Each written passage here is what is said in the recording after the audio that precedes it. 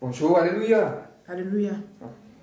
Je suis là ce matin pour un remerciement au Dieu de Papa Florian pour ce qu'il a fait pour moi. Parce que l'ennemi était là, ils m'ont persécuté. J'ai fait la prison 2 fois. La prison 2 fois. Cette histoire a duré pendant 3 mois. J'étais dans une cave qui appartenait à mon petit frère. Et dans la cave, avant de quitter, comme il y avait d'autres activités, il dit bon, je vais faire d'autres activités. Donc il y avait de la boisson. Il dit bon, comme tu as pris la cave avec mon frère, ma boisson, soit tu prends au prix des dépôts ou tu me payes cash. Elle dit non, pour l'instant, je n'ai pas d'argent, mais laisse-moi vendre, après je te restitue l'argent. Je dis ok. Depuis février jusqu'en avril dernier, quand je réclame l'argent, elle m'envoie balader. C'est qui elle? La jeune dame à qui j'ai cédé la cave. La cave. Donc c'est comme ça ici, aller rechercher, reprendre mes boissons, puisqu'elles disent qu'elles ne vendent pas la boisson, que ça soit. Je dis ok. Donc j'ai récupéré ma boisson et je suis parti. Et le lendemain, je suis allé en voyage. À mon retour, elle me donne une convocation. Je n'ai pas à répondre à la convocation. Le monsieur, à peine je rentre dans son bureau, il m'insulte. Je dis non, il faut qu'on s'entende. Parce qu'il a appelé un ami du 18e arrondissement à Cocody. J'ai expliqué cette histoire. Il dit bon, attends, je vais aller le voir. Pour qu'on puisse s'entendre. Je dis ok. Le monsieur voulait à tout prix me mettre en prison. Il dit non, bon, j'ai compris. Comme c'est un grand frère, je m'ai allé. Il dit de m'attendre avec la fille pour retirer la plainte. La fille, je l'appelle, elle dit non, pas question. Et le monsieur dit non, repartir à la maison. 2 semaines après, il m'appelle encore. Je dis viens, attends, qu'est-ce qui se passe? Il dit bon, venez. Je pars un lundi. Je pars au commissariat. Il me dit donne-moi ta pièce. Dis-moi les jouets. Hein.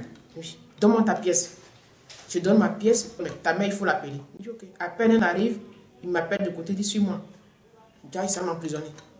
Sans PV, rien. Rien, j'ai rien signé, il m'a même pas fait écouter rien. Et il me jette en prison, il dit, le procureur dit de te mettre en prison. Il dit, ah bon, toujours il y a mon sang de Jésus, je mets sur moi. Donc, avant de partir, tout le temps, c'est toujours dans mon sac à main. Donc, dès que je suis rentré, j'ai mis sur moi, il dit non, il faut que je paye une somme de 900 050 francs. Parce que la dame a dit que j'ai volé son ordinateur, j'ai un portable iPhone que j'ai volé, il y avait 100 000 francs qu'elle a perdu. Donc elle me doit 43 500. Pour ne pas qu'elle me donne, elle me donne tous ces problèmes-là. Que je dois payer 900 000 francs. J'ai dit, je n'ai pas d'argent. Le monsieur dit non, qu'il ne faut pas que tu es en prison. Laisse, il va donner 200 000 francs comme avance, il prend l'engagement. Et puis le reste, je vais payer à la fin du mois. Je dis non. Parce que moi, je sais que je n'ai pas volé. Je n'ai pas fait du tort.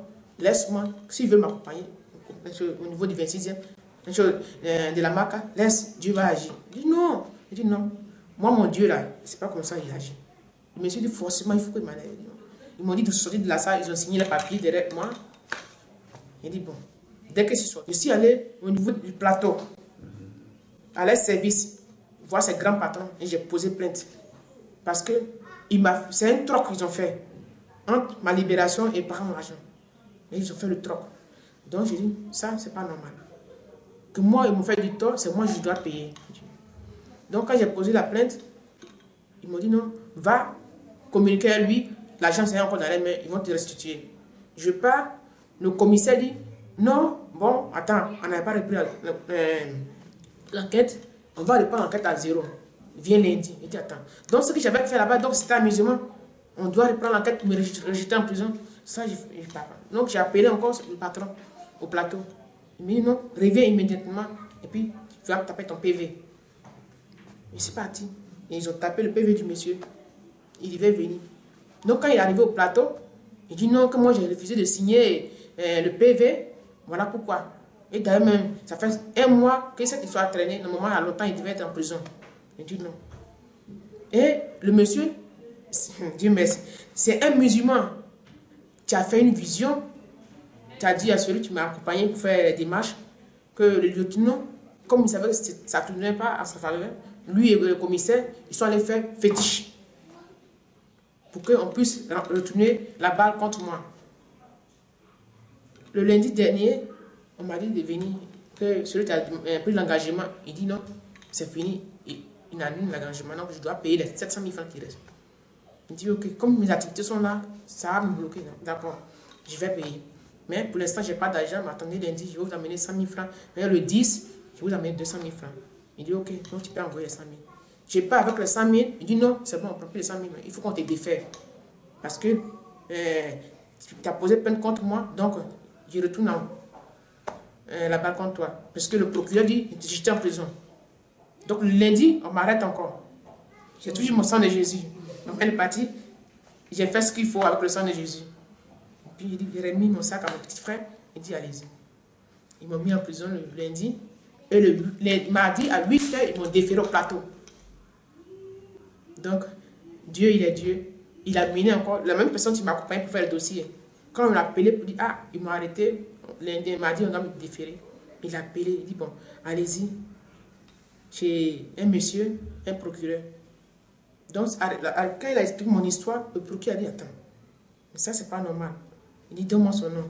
Il dit, il ne connaît pas mon numéro du dossier. Il a envoyé mon petit frère pour aller au commissariat. On dit, est-ce qu'on peut avoir le numéro du dossier? Il dit, personne ne l'écoute. Il dit, retourne chez le commissaire, va au secrétariat. Ils doivent te donner obligatoirement pour voir qui a ton dossier en main. Et le petit frère est parti, effectivement, on lui a donné le numéro du dossier. Quand il a appelé, il a donné mon nom. Le mardi, quand on m'a déféré, le procureur m'a fait appel. Parce qu'ils ont vérifié mes antécédents, il n'y avait rien fait. Donc quand il m'a appelé, il dit, je te libère, sors, il faut partir. À ce moment, je n'ai plus payé 5 francs. Et Dieu, le papa Florian, il a agi. Mais pendant ça, quand il a répondu à la première convocation, un mois en arrière, j'avais fait un songe. Il y a un homme dans le songe, il y avait 3 personnes de toi. Moi, il y avait un qui était en veste comme le procureur, et la deuxième personne, le genre de procureur qui avait le papier. Et dans le songe, monsieur signait les papiers, me fait sortir du bureau. Et c'est comme ça, au niveau du plateau, Dieu m'a ri. C'est comme un clic qui est venu dans la tête. Pour dire, ah, le songe que j'avais fait, qu'est-ce qui s'est passé? C'est ce qui s'est passé. Parce que Dieu a voulu que je passe par ça pour qu'il ne puisse pas payer 5 francs. Donc j'ai béni vraiment le Dieu de Papa Florian parce qu'il a fait beaucoup pour moi. Et tous mes ennemis, ça se démontre. Donc tes ennemis ont été dévoilés, voilà. Et Dieu t'a fait sortir. Vraiment, il m'a donné la bénédiction. Donc, je suis venu avec une offrande symbolique pour donner à l'homme de Dieu. Parce que je n'avais pas d'argent et il m'a libéré gratuitement. De la prison. Vraiment. C'est lui seul qui peut faire. Vraiment. Que le Dieu de Papa Florian soit béni. Amen.